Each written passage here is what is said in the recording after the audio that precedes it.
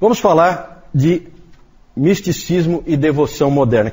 Não quero falar muito sobre isso aí, eu só quero dizer para vocês que existia esse movimento diferente dentro da igreja única nesse período, a Igreja Católica Romana, e é o movimento místico, certo? Os místicos, eles eram cristãos de um tipo diferente, as ênfases deles eram sempre no amor, o amor ao próximo, o amor a Deus, especialmente, e na virtude, fazer as coisas certas e tal. Então você tem muitas freiras que seguem essa linha, muitos monges que seguem essa linha, a linha mística, né? Os 3 pontos principais no pensamento dos místicos eram a união com Deus, eu estar unido a Deus, né? Várias dessas freiras se casaram com Jesus Cristo, né? Misticamente, certo? Então essas coisas absurdas assim, né? Mas nós temos que falar porque eram coisas que tinha nesse período.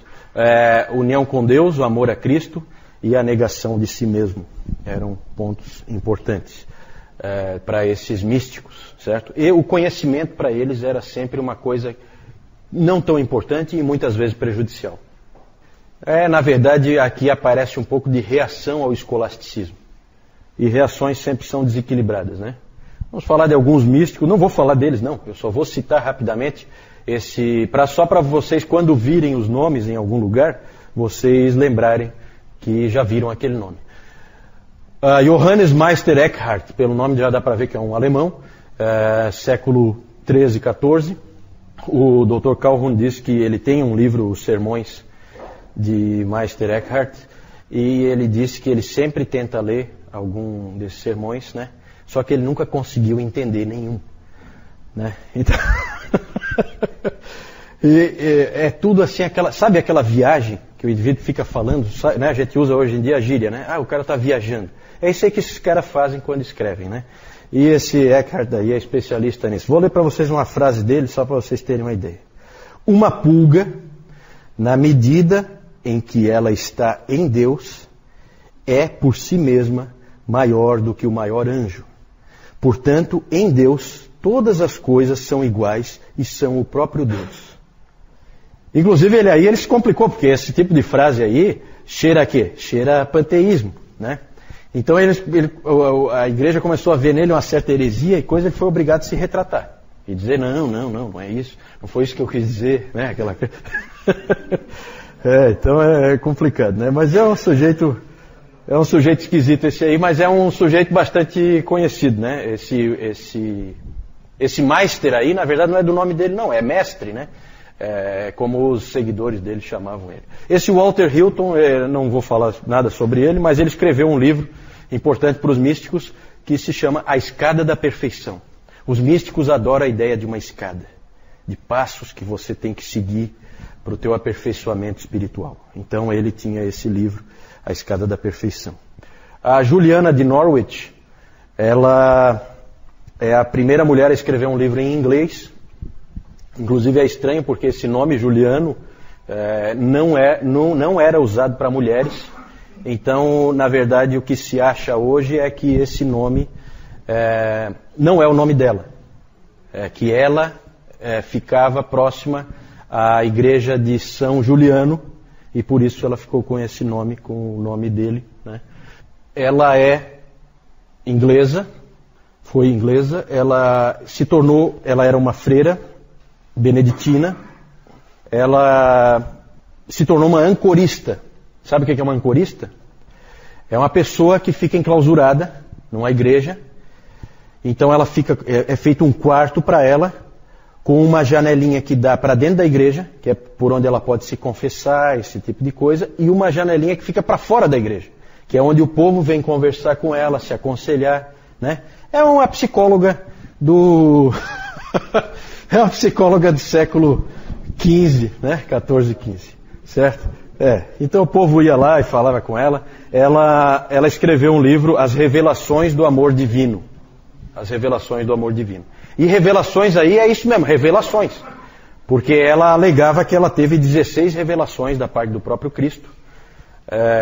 E inclusive numa delas é interessante porque ela teve a revelação de que em Deus não há ira nenhuma, em Deus só há amor. Que lindo isso, né? Pena que não é bíblico. Muito lindo, só não é bíblico. Sempre há entre esses místicos o desejo de ser um só com Deus. A união mística. Né? Que foi o que essa Catarina de Siena, que aparece aí em seguida, ela atingiu, ou pelo menos pensou atingir. Né? Ela era uma freira dominicana, essa Catarina de Siena. Ela disse que ela foi importante para trazer o Papa de volta para Roma, que o Gregório XI foi convencido por ela para voltar. Ela era uma mística um pouco diferente, porque ela realmente ajudava as pessoas, ela era uma pessoa que cuidava dos pobres, tinha envolvimento social, né, diferente de outros místicos que só pensam em si. Nisso ela é um pouco diferente. Ela conta no seu livro O Diálogo sobre vários arrebatamentos espirituais que ela sofreu, inclusive um delas em que ela se casou com Jesus Cristo. Né? Então, essas coisas estranhas que tinham desses místicos. Né? É a união mística, certo? Desses todos aí, o Lutero, claro que ele desprezava todos eles, a não ser esse último aí, Johannes Tauler, que ele recomendava a leitura, e realmente, segundo o Calhoun, é um místico que dá para você ler, que é interessante o que ele escreveu. Tem coisas boas que você pode aproveitar. Agora, o mais importante de todos, o mais famoso de todos, até hoje é um livro muito importante, eu já li bastante coisa, do livro do Tomás A. Kempis, A Imitação de Cristo. Alguém já leu alguma coisa da Imitação de Cristo aqui? Ninguém? É um livro realmente interessante, é um livro diferente. Esse Tomás A. Kempis, ele era um alemão, ele entrou nessa ordem dos irmãos da vida comum, que é uma ordem de leigos holandesa. E esse livro é um livro bem interessante, é um livro diferente, que ainda tem bastante coisa interessante para você ver hoje ainda. Ele tem bastante do sistema sacramental, mas também tem alguns elementos de justificação pela fé, tem alguma coisa de graça, não muito, mas tem. Tem bastante coisa válida ali. Ele é um livro parecido com o livro de Provérbios. Você tem ali muitas frases de efeito, e ele moldou muito do pensamento moderno quanto à vida com Deus. Ele é um pouco diferente dos outros. Tanto que o livro A Imitação de Cristo é tão importante que, quando se fala em devoção moderna, é sinônimo do livro do Tomás A. Kempis, A Imitação de Cristo. Esse livro é lido hoje ainda, é um livro que tem validade, né, diferente das outras coisas que é mais de significado mais histórico. Né? É claro que você tem que saber separar aí o joio do trigo, como em tudo. Né? Reter o que é bom só. A avaliação do misticismo. Eu falei que ia ser rápido e realmente isso aí não tem muito por que a gente gastar muito tempo, não tem nada de muito valor aí para nós. O que tem de bom no misticismo? A ênfase no amor a Deus, uma coisa do coração que o escolasticismo não tinha. Isso aí é uma coisa que não dá para a gente dizer que é ruim.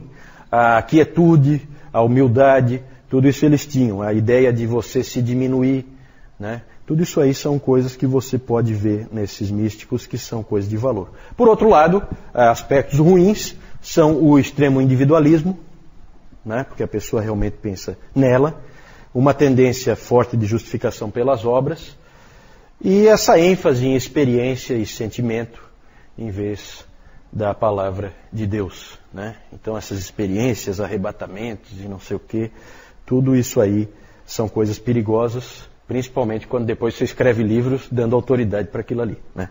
Aí é mais perigoso ainda. É isso aí. Aqui então vocês veem a Catarina de Siena, ali vocês têm aqui a pintura da união mística, né? Ali não dá para ver, mas é uma troca de alianças dela com Cristo. Né? Não sei quem é que está ali atrás. Deve ser Maria, né? Geralmente nesse período, Maria era pintada sempre ao lado de Cristo. Certo? Inclusive na Capela Sistina, Michelangelo também sempre pintava. Onde ele pintava Cristo, ele punha Maria meio de lado ali, meio atrás. Né? Dentro do pensamento católico romano, que até hoje é assim. Né? Aí o Meister Eckhart, que não dá para entender nada que ele escreve, e o Tomás A. Kempis, tem uma figura dele aí também.